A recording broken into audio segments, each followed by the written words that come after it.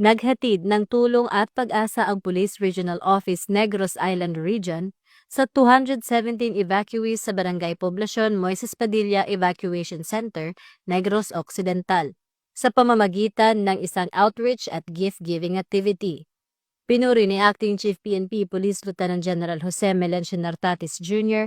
ang inisyatibo ng CRO-NIR na aniyay patunay na ang PNP ay hindi lamang tagapagpatupad ng batas, kundi katuwang din ng mamamayan sa oras ng pangangailangan. Sa aktibidad, namahagi ang PRO-NIR ng bigas, merienda, tsinelas at mga loraan para sa mga batang na nagbigay ng ginhawa at kasiyahan sa mga evacuees. Ang outreach ay bahagi ng PNP Focus Agenda sa People-Centered Policing at sumasailalim sa adhikain ng bagong PNP para sa bagong Pilipinas, serbisyong mabilis, kapat at nararamdaman.